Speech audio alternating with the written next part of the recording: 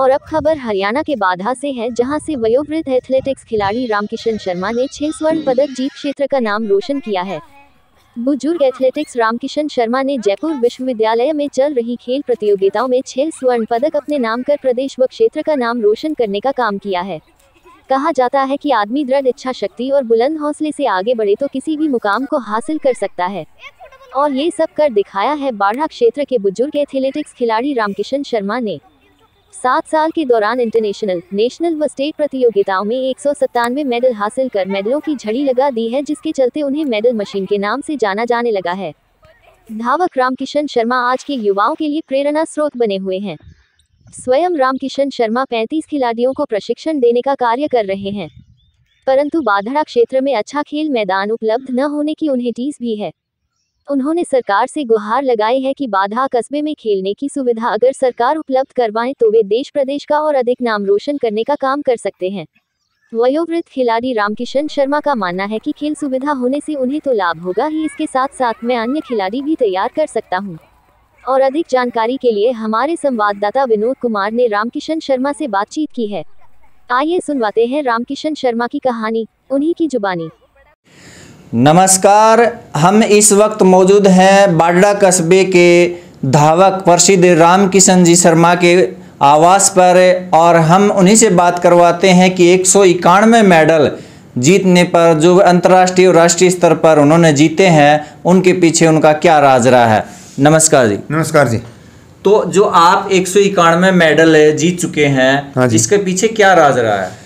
देखो जी, इसके पीछे राज तो क्या है, बस शुरू से ही मन खेल में तो कभी नहीं किया। 6 साल से खेल शुरू किया है मैंने, और इसमें वो भी एक पंचायती खेल थी, उससे शुरुआत की थी। और भाई ये कुछ आर्य समाज का सहयोग है, कुछ बुजुर्गों की देन है। मैंने शुरुआत की, उसके बाद में पहले स्टेट, नेशनल, इंटरनेशनल में करते करते इंटरनेशनल तक पहुँच के 191 मेडल लिए 6.5 साल की अवधि में, जिसमें 2 साल कोरोना के गए। 4.5 साल की अवधि में ये 191 मेडल पूरे हुए हैं। कितनी आयु है इस समय आपकी? मेरी उम्र 70 में चला गया, मैं 70 प्लस। और कितनी आयु के समय खेलना शुरू किया था? 64 प्लस में 64 साल के करीब शुरुआत करी थी मैंने। 2017 से शुरुआत की थी। अब मेरे पास 151 मेडल, इसमें 3 तो इंटरनेशनल के गोल्ड मेडल हैं। विदेश में झंडा फहराया था, राष्ट्रीय गान गाया, और 93 गोल्ड मेडल नेशनल स्तर के हैं। 20 सिल्वर मेडल नेशनल स्तर के, 5 ब्राउन्ज मेडल नेशनल स्तर के, और 70 गोल्ड मेडल हरियाणा जो स्टेट लेवल के। 3 अंतर्राष्ट्रीय स्तर पर आपने गोल्ड जीते हैं, देश का गौरव बढ़ाया है, तिरंगा फहराया है। तो कौन से देश में आपने तिरंगा फहराने का काम किया और क्या महसूस किया वहाँ पर उसमें? ये जी नेपाल के पोखरा शहर में, वहाँ हमारे खेल थे इंटरनेशनल के। वहाँ 3 गोल्ड मेडल हासिल किए थे, वहीं तिरंगा फहराया, राष्ट्रीय गान गाया। बड़ी खुशी हुई। ये अब जिस तरह आप पूछ रहे भी सरकार से कुछ मिला कि नहीं, या और कोई मदद, भाई उस टाइम तो रोम रोम एकदम इतना हर्षित हुआ, भी मदद याद नहीं आई, बहुत ही खुशी हुई। तो परिवार का कितना सहयोग रहता है इसमें? आप परिवार का देखो काफ़ी सहयोग रहता है। जिस तरह भाई बच्चे हैं वो बढ़िया सेवा पानी करते हैं, और मेरी धर्मपत्नी का विशेष योगदान है। क्यों, वो तो खैर थोड़ी सी बुढ़ापा मान लिया उसने, लेकिन बच्चों को कहती रहती है भी इनकी खान पान का ध्यान रखना, और बढ़िया उनसे बच्चों से कह के सेवा पानी अपनी बढ़िया चलती है। 191 मेडल जीतना एक बहुत बड़े मुकाम हासिल आपने किया है, तो इसके पीछे सरकार ने आपकी कितनी मदद की और समाज के लोगों ने कितनी मदद की? देखो, सरकार की तरफ से तो 18 दिसंबर 2019 को चंडीगढ़ में स्टेट अवार्ड से सम्मानित किया था, और 10,000 रुपये का चेक दिया था। बाकी और सरकार की तरफ से कोई मदद नहीं मिली है। और समाज सेवी जो हैं, वहाँ जो यहाँ 15 अगस्त को, 26 जनवरी को, नए साल को, शहीदी दिवस को कभी 21,000, कभी 11,000, कभी 5100 ये सम्मानित करते रहते हैं। उन्हीं का मेरे को काफ़ी मतलब हौसला, उनसे हौसला बढ़ता है। और जो भाईचारा है उससे भी बहुत बढ़िया। इस तरह ग्राम गौरव सम्मान की उपाधि सम्मानित किया था यहाँ हल्के की तरफ से, व्यापार मंडल की तरफ से, माननीय सांसद धर्मवीर जी व सुखविंदर मांडी ने क्रांतिकारी चौक पर सम्मानित किया था 1 जनवरी 2017 को। कुछ तो कैश दिए थे, कुछ मोमेंटो वगैरह दिए थे, ग्राम गौरव सम्मान की सर्टिफिकेट दी थी। यानी आपका ये कहना है कि सरकार के साथ साथ आपके समाज के लोग भी आपकी सुध ले रहे हैं, आपकी प्रशंसा कर रहे हैं और आपको सहयोग दे रहे हैं। मैं ये पूछना चाहूँगा कि इस 191 मेडल के पीछे आपकी जो दिनचर्या है वो क्या रहती है? क्या इस समय भी आप मेहनत करते हैं? बिल्कुल जी, सुबह 4 बजे उठता हूँ और फिर यहाँ से फ्रेश वगैरह होकर के फिर ग्राउंड में चला जाता हूँ। 1 घंटा वहाँ प्रैक्टिस करता हूँ और फिर कुछ देर आधा पौना घंटा योग भी करता हूँ मैं, तो उसका भी काफ़ी असर है, शरीर ठीक रहता है। ये बच्चों को भी 30-35 बच्चे थे, उनको भी रोज़ाना रेस लगवाना, उनकी एक्सरसाइज करवाना ये काम था। लेकिन अब ग्राउंड न होने के कारण सभी बच्चे भी मायूस हैं। पहले ग्राउंड ढिगावा रोड पर था, वहाँ बच्चे जाया करते थे, लेकिन अब वो भी ग्राउंड मतलब खुद जिसका वो ज़मीन थी वो उन्होंने अपनी कार्रवाई शुरू कर रही, वो मैदान नहीं है। अब कोई बारड़ा के अंदर कोई भी ग्राउंड नहीं है, कोई खेल का सामान नहीं है। 15 लड़कियां वॉलीबॉल की तैयारी कर रही थी, लेकिन न तो कोई सामान न कोई ग्राउंड है, वो बाहर नज़दीक कोई वो नहीं है।